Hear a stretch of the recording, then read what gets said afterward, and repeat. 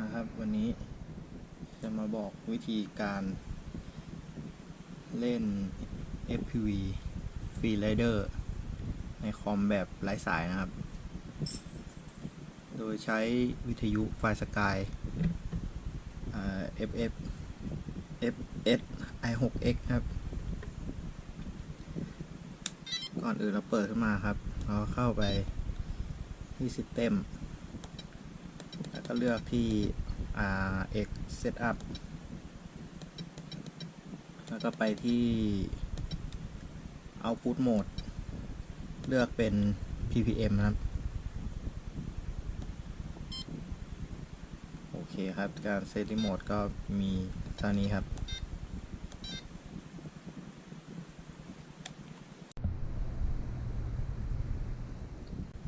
สายไฟที่แจ็ค 3.5 ที่ผมเอามัลติมิเตอร์วัดแล้วก็คือสายเส้นสีน้ำเงิน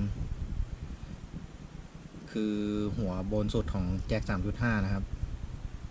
แล้วก็สายสีทองแดงๆนะครับมันจะเป็นสายของขั้วต้นขั้วครับต้นขั้วของแจ็ค 3.5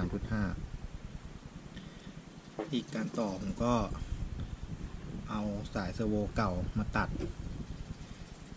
แล้วก็มาต่อเนี่ยผมจะต่อลงบอร์ดทดลองให้ดูก่อนนะครับ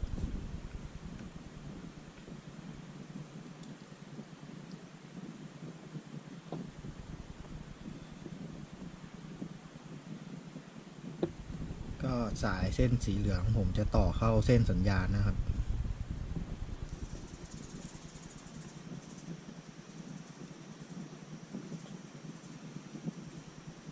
เส้นสัญญาณก็คือ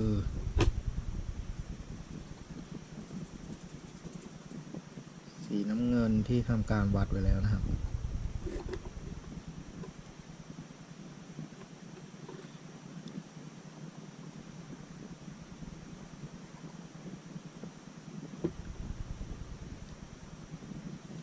ก็จะต่อรวมกัน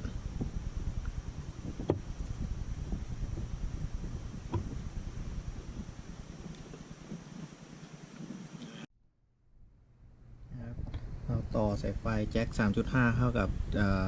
สายเซอร์โวเก่านะครับเราก็มาเสียบที่ receive นะครับช่องล่างสุดที่เป็นเขียนว่า ppm ครับเอาสีขาวใส่สัญญาณขึ้นข้างบนนะครับใส่กาวใส่ขั้วลบลงล่างครับก็เสียบไปอย่างนี้ครับ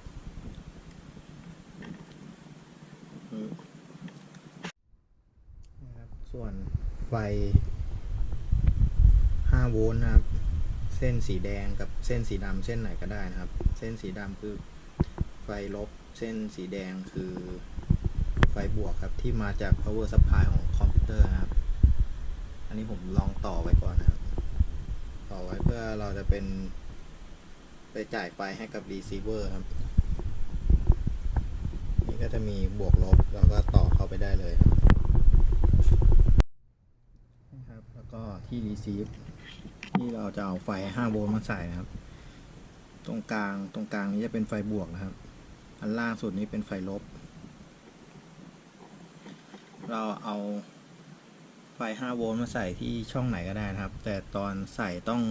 ดูให้ดีๆนะครับถ้าเราใส่กับขั้วทำให้รีซีฟช็อตได้นะครับเราใส่ชแนลไหนก็ได้ครับ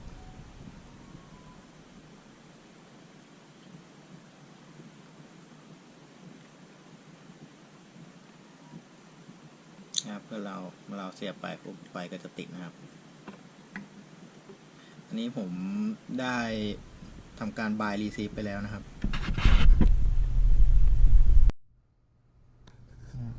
หลังจากนั้นเราก็เอาแจ็ค 3.5 มาเสียบที่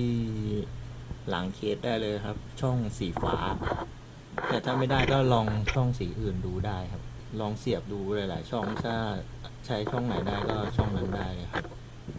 บางทีบางอันมันใช้ได้ไม่เหมือนกันครับอันนี้ผมก็ต่อสาย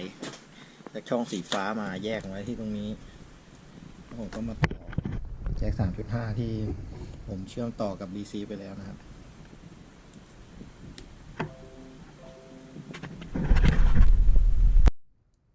โปรแกรมที่ใช้ต่อสายนะครับเชื่อมต่อกับสายที่เราทำไว้ใช้โปรแกรมเป็น Smart Popo Plus นะครับ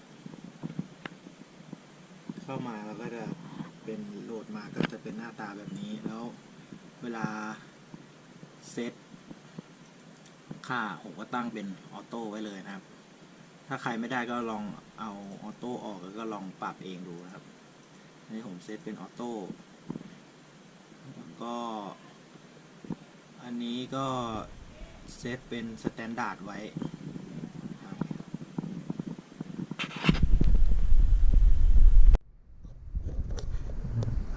แล้วเราก็ทำการเปิดรีโมทนะครับขึ้นมาเราก็ลองโยกดู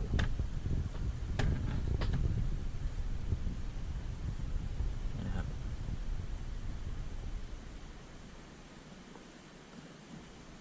ซ้ายขวา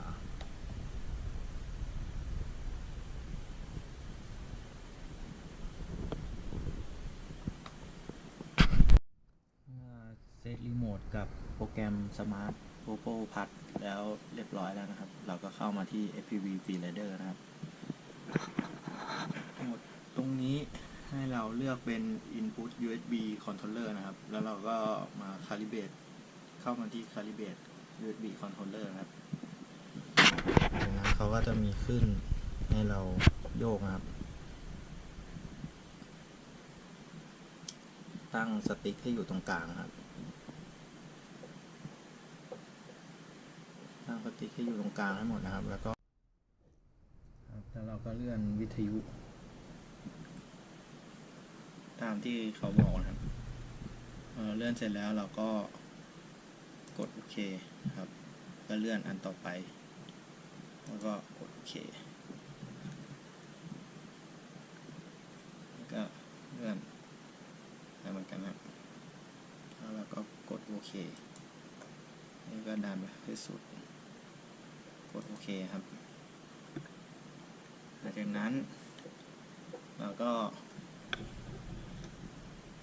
เลื่อนสติ๊กที่รีโมทมาให้อยู่ตรงกลางนะครับ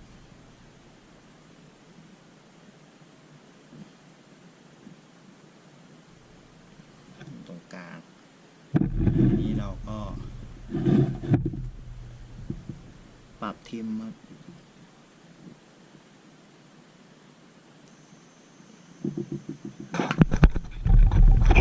ปรับทิมให้วงกลมอันนี้นะครับอยู่ตรงกลางอันนี้มันจะทิมแบบหยาบนะครับแล้วเราก็มาทิมละเอียดอันนี้คือทิมแบบละเอียดอันนี้ตรงกลางนี้เราก็เลื่อน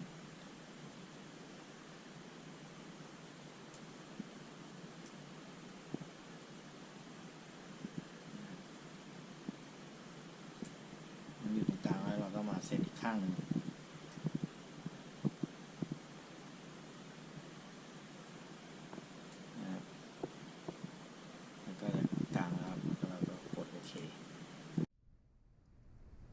กดเริ่มเล่นได้เลยนะครับอันนี้มันเป็นตัวฟรีนะครับมันจะมีด่านเดียว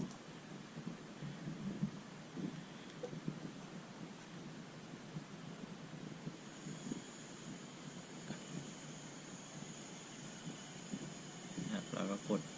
เข้ามาเล่นบินได้ปกติแล้วครับ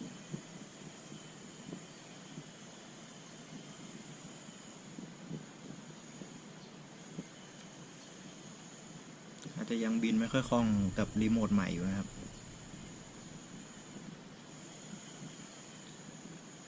ทีนี้เราก็จะบินเราจะนั่งอยู่ไกลจอขนาดไหนก็ได้นะครับเราได้เดี๋ยวส่งสัญญาณผ่านรีซีฟไปแล้วนะครับ